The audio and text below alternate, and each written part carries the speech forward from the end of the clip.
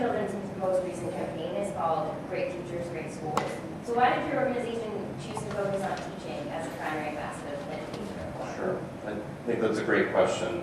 I mean, first, if you just go to research, which I know you all as college students have to read a lot more than maybe some days you want to, but if you go to research, I mean, it's pretty overwhelming in terms of what it shows about a quality teacher being the single most influential in-school factor in terms of moving students forward academically.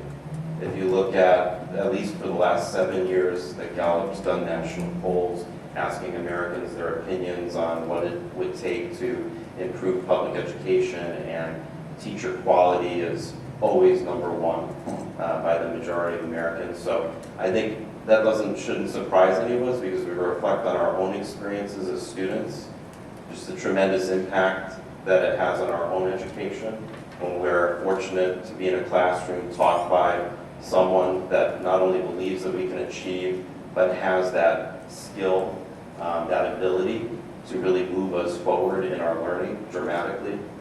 For those of us that have been teachers ourselves or are still teaching, we see that firsthand in our own work. In my own experience, when I was teaching at a pretty tough inner city school in Oakland, I had kids coming in the 6th grade already 4 or 5 grade levels behind in math. If I was lucky, they were performing at the 1st or 2nd grade level. And so you can imagine the task of that. But I'm proud of the fact that in the time that I was working with my kids, that I would on average get them to move forward 2 or 3 grade levels in the year that I had them. And if you keep replicating that success with other teachers in that environment, that you can close the achievement gap for those students. And it's amazingly frustrating, as you can imagine, when you see that success in an environment like that.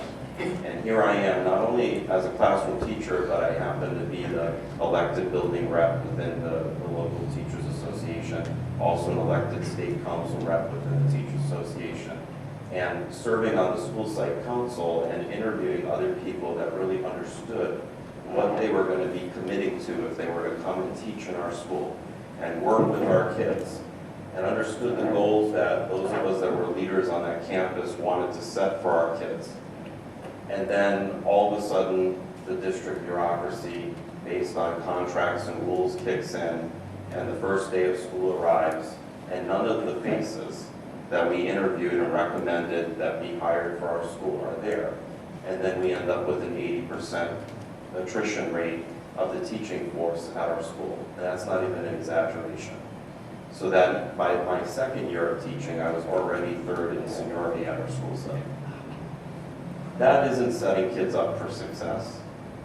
And a lot of that, in fact, I'd argue almost all of it could have been eliminated if we had the right rules and practices and policies in place that said we're going to focus on putting in front of our kids those that really drive home their desire on focusing on the quality of the work, what they're doing to move children forward academically, not focusing on excuses, but on solutions for our children, especially our children that are living and grow up in low-income environments and are going to work relentlessly, and we need to recognize and reward that every step along the way.